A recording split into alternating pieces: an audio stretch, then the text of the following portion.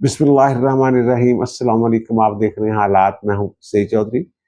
Senate में खैबर पख्तूनख्वा की खाली असामियों पे 21 जुलाई को पोलिंग हो रही है और पीटीए की ये पूरी कोशिश है कि जो मखसूस नशिस्तें, नई मखसूस नशिस्तें मिली हैं अपोजिशन को वहाँ खैबर पख्तूनख्वा में, उन अरकान असम्बली का हल्फ ना हो। रुकावटें डाल रहे हैं, डाल नहीं सकेंगे वो, लेकिन वो कोशिश कर रहे हैं। और अदादोशुमार क्या होंगे, सेनेट में पोजीशन क्या बन जाएगी, वहाँ क्या जोड़ तोड़ रहे हैं, इस हवाले से ही बात करेंगे। लेकिन एक बड़ी दिलचस्प खबर है, अब वो खबर देने वालों पे भी मुझे हैरत है। और वो मुकालमा हुआ है जनाब विशाल यूसुफजई और बैरिस्टर गौहर के दरमियान। अच्छा, वो टिकट मांग रही है उनसे। ये खबर और ये मुकालमा, अगर यही वकील है उनके, इमरान खान के इसी तरह के वकील हैं, विशाल यूसुफजई का भी ये दावा है कि ना वो वकील हैं बुशरा बेगम की और इमरान खान की, तो फिर इमरान खान के मुकदमात का अल्लाह ही हाफ़िज़ है। और जनाब इमरान खान ने ये ऐलान कर रखा है, उनकी बहन ने भी ऐलान कर रखा है कि जनाब तहरीक जो है शुरू होने वाली है। और 5 अगस्त को, जिस दिन 2 साल मुकम्मल हो जाएंगे इमरान खान की गिरफ्तारी को, तो उस दिन जनाब पीक होगा, इंतहा पे होगी उस दिन जनाब ये जो तहरीक है। तो इस तहरीक के हवाले से क्या तैयारियां हैं, क्या तहरीक ये चलाएंगे भी या नहीं चलाएंगे, इस हवाले से हमारे पास जो इन्फॉर्मेशन है, रात 10 बजे इजलास बुलाया था, अब खबर अभी तक जारी नहीं की। और वो जराये से जो हमने खबर हासिल की है वो आपके साथ शेयर करेंगे।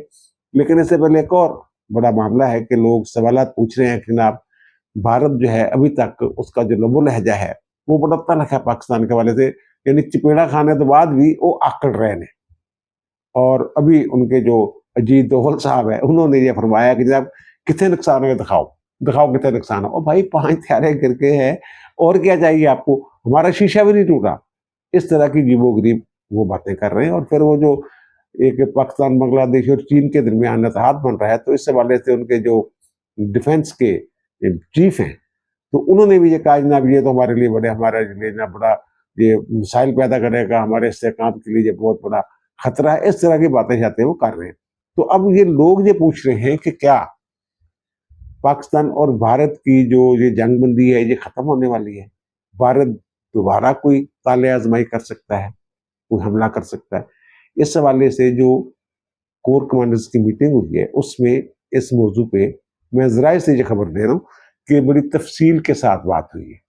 और भारत के दोबारा हमले के मामले को, वो इम्कान को रद्द नहीं किया गया कि ये इम्कान मौजूद है कि कोई ना कोई हरकत जरूर करेगा, क्योंकि सियासी तौर पे मोदी को जो वहाँ खिफ्त का सामना है, हर दूसरा बंदा उठ के उनके ऊपर तनकीद कर रहा है। बल्कि इवन ये कि जो आरएसएस वाले हैं वो भी अब जनाब मोदी साहब से कह रहे हैं जनाब आप रिटायर हो जाए, फारग हो जाए, ठीक है 75 साल थोड़ी उम्र हो गई है, बस करो, बहुत हो गया, वगैरह वगैरह। मोदी पर इस हवाले से बड़ा दबाव है और वो इस दबाव से निकलने के लिए कोई भी, यानी प्रेशर में, दबाव के तहत कोई बंदा फैसला करता है, जब उसके असाब जवाब दे रहे होते हैं, तो वो कुछ भी कर सकता है, उससे किसी भी अहम करना इकदाम की तवक्को की जा सकती है। एक तो ये मामला हुआ है।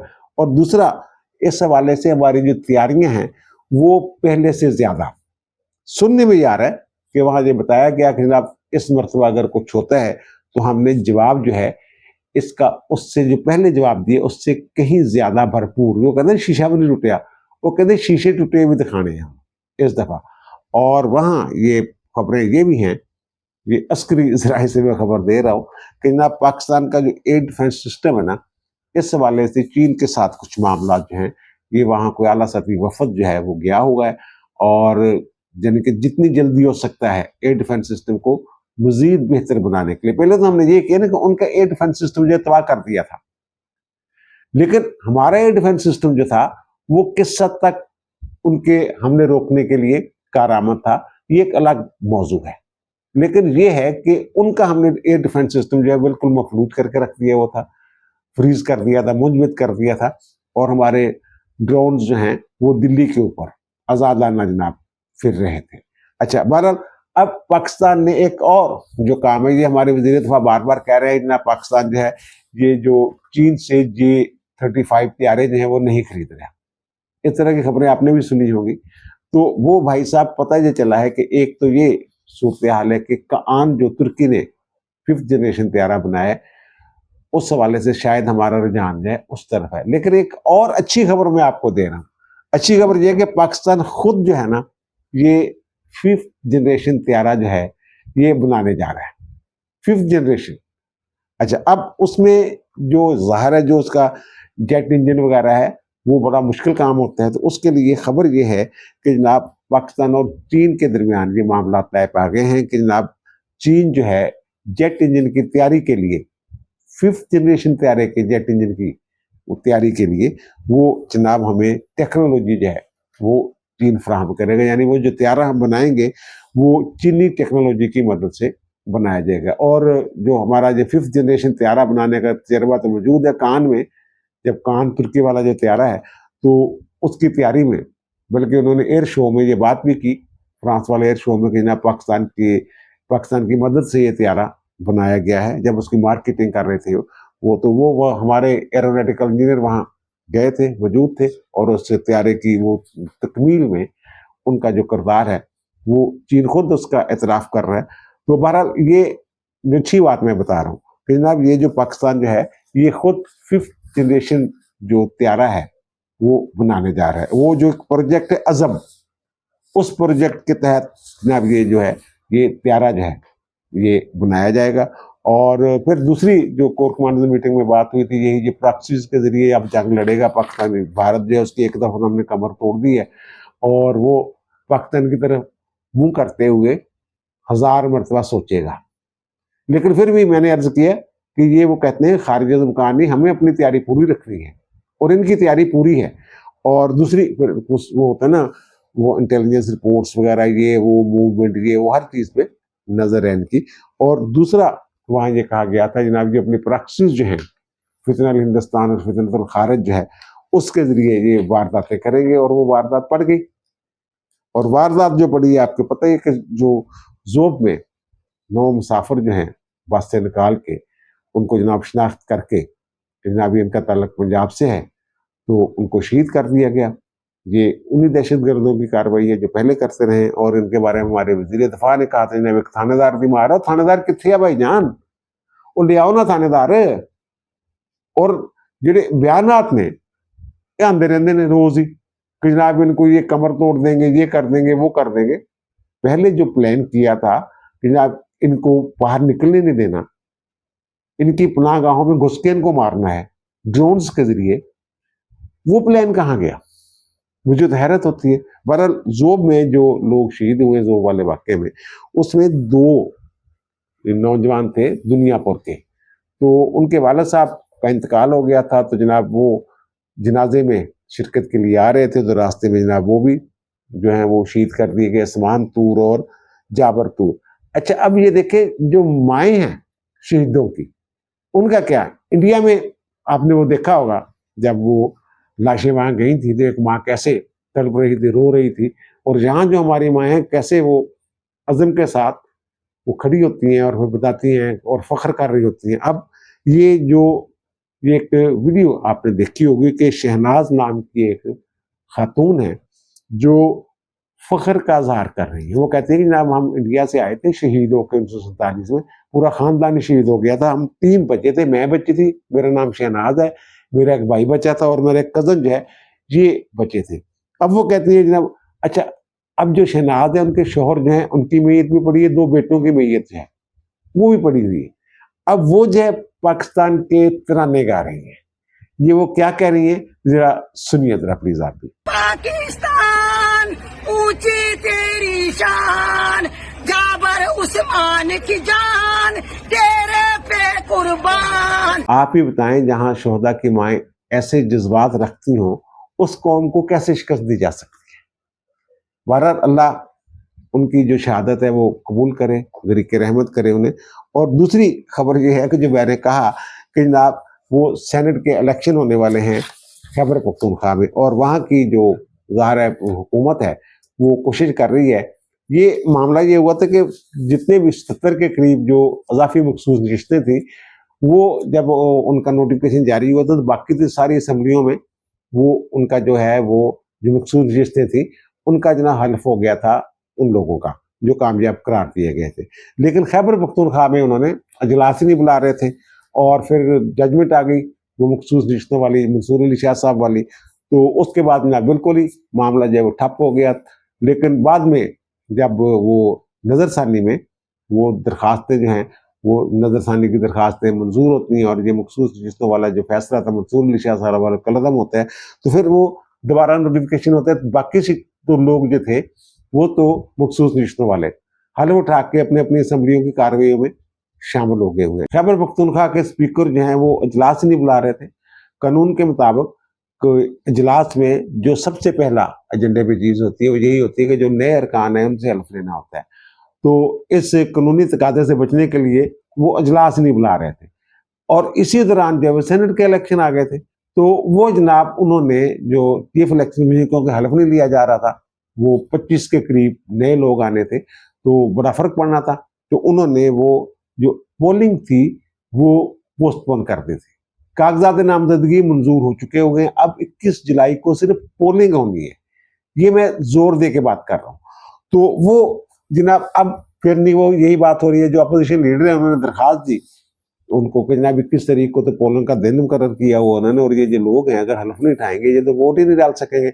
तो स्पीकर साहब आप ऐसा करेंगे इजलास बुलाएं। तो स्पीकर ने जनाब माजरत कर लिया, पता नहीं चला कि जनाब मेरे पास तो इख्तियार ही नहीं इजलास बुलाने का। और फिर दूसरा उन्होंने चीफ इलेक्शन कमीशन को खत लिखा कि जनाब स्पीकर साहब तो इजलास नहीं बुला रहे। इलेक्शन कमीशन को खत लिखा कि जनाब आप जो है जो आर्टिकल 255 है 26 आईनी तरमीम के बाद वाला, कि उसके तहत जनाब आप जो है ये पेशावर के जो चीफ जस्टिस है उन्हें ये कहें कि वो नुमाइंदा मुकर्रर करो और हमसे हल्फ ले लें। दूसरा मुस्लिम लीग नून ने पेशावर हाई कोर्ट में दरखास्त दायर कर दिया जनाब हल्फ ना लेने के खिलाफ। तो वो ये कहते हैं कि जनाब हमने चीफ इलेक्शन कमीशन को भी लिखा है और जो आप है ये हुक्म जारी करें कि जो चीफ जस्टिस हैं पेशावर हाई कोर्ट के वो इस हवाले से कोई नुमाइंदा मुकर्रर करें वो ताकि हल्फ ले सकें। और फिर एक और जो खबर ये है कि उन्होंने जनाब जो chief election commissioner election commission जो है उन्होंने जनाब खत लिख दिया स्पीकर को कि जनाब ये 21 जुलाई को हमें आपका जो हाउस है ये चाहिए और ये जनाब इलेक्शन के लिए। तो वो उससे पहले पहले जो हल्फ जो है ये हो जाएगा। अब जो मैं कह रहा हूँ बड़ी हैरत वाली ये खबर है मेरे लिए। वो खबर क्या है? खबर ये है कि जनाब मुशाल यूसुफजई साहब जो हैं वो सेनेट के टिकट के लिए जनाब वो पार्टी क़यादत से राब्ते कर रही हैं, ये खबर है। अब जो चैनल है जियो जैसा चैनल है, बड़ा चैनल, उसको ये पता होना चाहिए कि मुशाल यूसुफजई क्या उम्मीदवार हैं सेनेट के इलेक्शन में। खैबर पख्तूनख्वा में उन्होंने कागजात नामजदगी दाखिल करवाए हैं। अब वो ये कह रही हैं, जो खबर चल रही है कि जनाब मुशाल यूसुफजई ने बैरिस्टर गौहर जो है पीटीआई के चेयरमैन उनसे ये राब्ता किया है। पहली बात यह कि सारे आज़ाद इलेक्शन लड़ रहे हैं, जो पीटीआई के हमायत के याफ्ता लोग हैं ना वो आज़ाद इलेक्शन लड़ रहे हैं, टिकट जारी ही नहीं हो सकता, एक बात। और दूसरी बात यह है कि वो ये कहते हैं जनाब वो मुझे जनाब जेल में जो मुलाकातें हुई हैं तो उसके बाद जनाब बानी पीटीआई की तरफ से मुझे कहा गया है कि जनाब आप कागजात नामजदगी दाखिल करवाएं। अब इमरान खान की अगर ये कहा है इमरान खान ने तो इमरान खान फिर कहाँ के सियासतदान है यार? उनको पता ही नहीं ये कागजात नामजदगी इस वक्त दाखिल ही नहीं हो सकते, क्योंकि वो जो कागजात नामजदगी ये शेड्यूल नहीं है, इलेक्शन शेड्यूल नहीं है, ये सिर्फ पोलिंग है। कागजात नामजदगी जिन लोगों ने दाखिल करवाए थे मार्च में उनकी स्क्रूटनी भी हो चुकी हुई है, उनकी फाइनल लिस्ट भी आ चुकी हुई है। ये बीबी कैसे इलेक्शन लड़ सकती है? अच्छा, वो खातून ये कह रही है कि बुशरा बीबी की जो फैमिली मिली है ना उनकी अडियाला जेल में, तो उन्होंने मुझे ये कहा है, उनके जरिए ये पैगाम आया है कि आप कागजात नामजदगी खान साहब ने कहा जमा करवाएं। अच्छा, अब जो बैरिस्टर साहब हैं ये भी वकील हैं, बैरिस्टर हैं, इनको तो कम से कम पता होना चाहिए ना। इन्होंने कहा जनाब ठीक है आप कागजात जमा करवाएं फिर देख लेते हैं। और कहाँ कागजात जमा होने हैं? कागजात तो जमा हो चुके हुए, लोगों के नाम सामने आ चुके हुए, कितनी सीटें हैं, कितने उम्मीदवार हैं, सारा कुछ सामने है। अब ये देख ले, मैं आपको बता देता हूँ कितनी सीटें हैं कितनी नहीं है। ये जब टोटल 11 नशिस्तें हैं, 7 जनरल नशिस्तें हैं, 2 टेक्नोक्रेट्स की नशिस्तें हैं और 2 खवातीन की नशिस्तें हैं। और टेक्नोक्रेट्स की सीट पे जनाब इस वक्त जो है वो 6 उम्मीदवार हैं और खवातीन की नशिस्तों पे 4 उम्मीदवार हैं और जनरल सीटों पे 16 उम्मीदवार हैं। अब ये करें टिकट कैसे मिले? पहली बात तो कागजात नामजदगी अब दाखिल हो नहीं सकता, तो कोई नया उम्मीदवार जो है वो शामिल ही नहीं हो सकता। अच्छा, अब जो अदाद शुमार है ना ये बड़े दिलचस्प हैं। लोग कौन कौन है वो भी मैं आपको बता देता हूँ। ये जनाब इसमें जो जनरल शिस्तों पे जो इनके उम्मीदवार हैं ना पीटीए वालों के, उनमें जो मशहूर लोग हैं ना वो अजहर मशवानी है, और फिर फैसल जावेद साहब हैं, और फिर उनके बाद आजम स्वाति साहब हैं, और मुराद सईद साहब का नाम भी उसमें है, और एक और नाम है मिर्जा मोहम्मद आफरीदी। अच्छा, मोहम्मद आफरीदी साहब वो हैं जिन्होंने 9 मई के बाद जनाब एक वीडियो पैगाम जारी किया था और 9 मई के वाकयात की मजम्मत की थी, मुस्लिमों को सजा देने की बात की थी। बड़े अमीर आदमी हैं, पैसा काफी है इनके पास, सुना है। और पीर नुर कादरी, इस तरह के लोग हैं, ये पीटीए के हैं। और मुस्लिम लीग नून के जनरल सीट पे जो उम्मीदवार हैं वो हैं नियाज अहमद साहब, और तला महमूद साहब जो हैं वो हैं जनाब पीपल्स पार्टी के उम्मीदवार, और अताल हक दरवेश जो हैं वो जमीयत उलमा इस्लाम के उम्मीदवार हैं। तो इस तरह का कोई मामला बना हुआ है।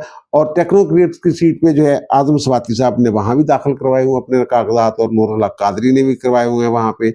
और जनाब जमीयत उलमा इस्लाम की तरफ से दिलावर खान उम्मीदवार हैं, और जो खवातीन की नशिस्तों पे नून लीग ने शायद कागजात ही नहीं जमा करवाए हुए, पीपल्स पार्टी ने करवाए हुए हैं। रवीना खालद जो हैं वो उनकी उम्मीदवार है। अब जो सूरत बनती नजर आ रही है ना, अगर ऐसे ही खरीदो फरोख्त नहीं होती, हार्स ट्रेडिंग नहीं होती, तो फिर जनाब जो है जो पीटीए वाले हैं जो आज़ाद के तौर पर लड़ रहे हैं, तो उनके लोग इधर उधर नहीं होते, तो फिर वो 7 सीटें जो है वो ले जाएंगे। पहले मेरे ख्याल इनकी वहाँ शायद 10 सीटें थी, तो अब 7 सीटें जो हैं ये निकाल लेंगे मजमूई तौर पे, और बाकी 4 नशिस्तें जो हैं वो अपोजिशन जमातें जो हैं उनको मिलेंगी।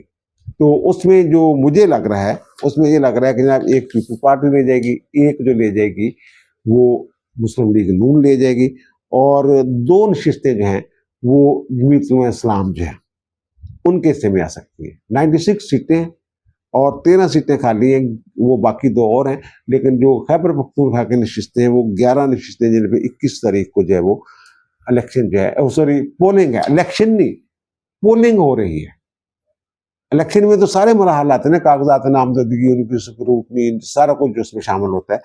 तो फिर दूसरी जो बात है वो ये कि ये होने हैं जो इलेक्शन होते हैं ना, ये इलेक्शन होते हैं वाहद काबिल इंतकाल वोट के जरिए, और ये जो मुतनासिब नुमाइंदगी के सिस्टम होते हैं, यानी एक बंदा जितनी नशिस्तें खाली हैं उसके बाद जिन नशिस्तें जो हैं वो 7 हैं, तो एक बंदे के बाद 7 वोट होते हैं, पहली तरजीह, दूसरी तरजीह, चौथी तरजीह। ये जो तरजीहात वाला मामला है ना, ये बड़ा टेक्निकल मामला है। ये जो सियासतदान है वो उनको जो मुंजे हुए सियासतदान और सियासी जमातें हैं, ये माहिरीन उन्होंने रखे हुए हैं इस हवाले से कि जनाब आपने पहली तरजीह के कितने वोट देने हैं, कितने वोट चाहिए होंगे, तो एक बंदा जो हो जाएगा। फिर उसके बाद जब पहला बंदा हो जाता है ना इलेक्ट, तो फिर जो उसकी दूसरी तरजीह वाले वोट हैं वो गिने जाते हैं, वो पहली तरजीह बन जाते हैं दूसरे उम्मीदवार। इस तरह इसका वो कोई जमा तफरीकें होती हैं। तो वो जनाब ये जो सूरत बनती नजर आ रही है, मुझे तो लग रहा है कि ऐसा होगा, क्योंकि जनाब इस वक्त जो है PMLN की जो है वहाँ मखसूस रिश्ते डाल के जनाब हो गई 16 सीटें, और JUI की हो गई 19, और पीपल्स पार्टी की हो गई 12। ये जो तीनों जमातें हैं, ये जो मुझे लग रहा है कि ये ले जाएंगे। तो वो अब जमा तफरीकें ये कर रहे हैं, कभी मौलाना साहब से जाके मिलते हैं नून लीग वाले, कभी पीपल्स पार्टी वाले, और वो इसीलिए मिल रहे हैं कि जनाब कोई ऐसा लाएमल बना लें कि जनाब जो 4 सीटें हम जीत रहे हैं ये 5 हो जाएं किसी तरीके से। वो जो मैंने कहा ना, वो जो मुतनासिब नुमाइंदगी का वो निज़ाम है, उसके तहत वो वोट कास्ट होते हैं, तो कोई ऐसा तरीकाकार कर लिया जाए। और फिर ये भी हो सकता है कि यहाँ वहाँ वो जमा तफरीकें बड़ी हो जाती हैं, वहाँ खैबर पख्तूनख्वा में पैसे वाला उम्मीदवार जीत भी तो जाता है ना, ये भी तो सारी चीजें। और दूसरा जो तहरीक वाली बात है, ये बेचारे ना PTI का सोशल मीडिया है वो चला रहा है जनाब, वहाँ कन्वेंशन हो रहा है, लोरालाई में कन्वेंशन हो रहा है, वहाँ जनाब लोगों को मुतहर्रिक करने के लिए वो पता नहीं आली आमदा निकली हुई है, क्या है क्या नहीं, इस तरह की खबरें देखे ना, लोगों को पुरानी तस्वीरें लगा के मुजमे दिखा के ये लगे हुए। लेकिन सूरत हाल ये है कि इन्होंने जो रात गुजर गई है, रात 10 बजे कोर कमेटी का इजलास बुलाया, तो मैं देख रहा था जनाब इनका कोई सोशल मीडिया पे कोई इनके जो लीडरान है उनकी तरफ से जनाब कोई आ जाए, जनाब क्या हमला है अमल बना रहे हैं, तो उसके जो इमरान खान ने ऐलान कर रखा है उस हवाले से, तो वो जनाब कोई खबर शबर नहीं है। तो जराए से जो मैंने खबर हासिल की है जनाब, पहली बात तो ये है कि वहाँ पूरी लीडरशिप मौजूद नहीं थी कोर कमेटी, कोई बंदे गैप थे। और मुझे तो ये पता चला है कि जनाब जो हमारे बैरिस्टर गौहर साहब हैं, चेयरमैन साहब, वो भी शायद नहीं थे वहाँ, अमली तौर पे मौजूद नहीं थे, फोन शान पे हो तो मुझे नहीं पता। और फिर वहाँ जनाब जो वही बातें कि सलमान अकरम राजा साहब जैसे बाहर बातें करते हैं जनाब, वहाँ ये तो पकड़ लेंगे, गिरफ्तार कर लेंगे, और वहाँ ये बातें भी हुई हैं कि जनाब ये तहरीक के लिए शायद मुनासिब वक्त ही नहीं है, इस तरह की बातें शातें हुई। और वो गंडापुर साहब जो हैं जनाब अपनी स्टोरियाँ सुना के लतीफ़े सुना के अपनी जनाब कारकर्दगी दस के पीटीए वास्ते वो भी जनाब निकल गए। ते तहरीक फिर कितना चलनी है, 5 अगस्त ਨੂੰ पीक ते किवें नजर आएंगे। और ये खबरें भी अब जो है वो मुस्तनद ज़राए से आना शुरू हो गए कि जनाब जो अलीमा खानम ने एक फीलर छोड़ा था कि जनाब मेरे भतीजे आ रहे हैं, तो वो भी नहीं आ रहे। वो शायद गोल्डस्मिथ फैमिली जो है, अदर जुबैर साहब बड़े सीनियर जर्नलिस्ट हैं वो इंग्लैंड में, तो उनके हवाले से मुझ तक खबर पहुंची है कि वो कहते हैं जनाब मेरे ज़राए जो है वो कहते हैं कि जनाब वहाँ कोई मूड ही नहीं है गोल्डस्मिथ फैमिली का उनको पाकिस्तान भेजने का। हाँ, अमेरिका वाली जो बात है ना वो है, कल मैंने भी लाक किया था, आपको मैंने बताया था जनाब वो जो जा रहे हैं अपने मामू के साथ वहाँ। और वो जिन साहब ने मुझे खबर दी थी ना, उन्होंने मुझे कहा कि जब जो कहा था ना डाट मिला लें तो फिर आपको पता चल जाएगा, और ये डाट आपने ठीक मिलाया, लाबी तक आप ठीक पहुंच गए, लेकिन वो कहते हैं एक डाट ना थोड़ा सा इधर उधर हो गया। तो वो मैंने पूछा ना वो कौन सा डाट है, वो कहते हैं आपने ये कहा है कि जो केट है वो रुफ्स चाइल्ड फैमिली की, तो वो जनाब बीवी है इनके मामू बिन गोल्डस्मिथ की।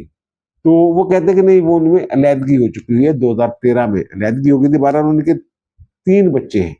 ये जो बेन गोल्डस्मिथ है इसने फिर 2014 में एक नई शादी कर ली थी, तो 4 बच्चे उसमें से हैं, 3 बच्चे जो हैं वो कहते हैं उनमें, लेकिन वो कहते हैं फैमिली फिर भी एक मिक हैगी है, अलहदगी होने के बावजूद जी है ना, तलाक शलाक होने के बावजूद फैमिली टर्म्स उस तरह इन्हों के ते वो लाबिंग विच पूरा किरदार अदा करने गए वो वाले जिले ने दोनों रॉक फैलर और दोनों मिल मिला के सारी पूरी यार यहूदी लाबी इकट्ठी हो गई जनाब खान साहब वास्ते कोई डील मांग रहे ने, डील। ये मैं बार बार कह रहा हूं कि डील मांग रहे ने खान साहब को बाहर कढ़ने वास्ते, बाहर ले जाने वास्ते।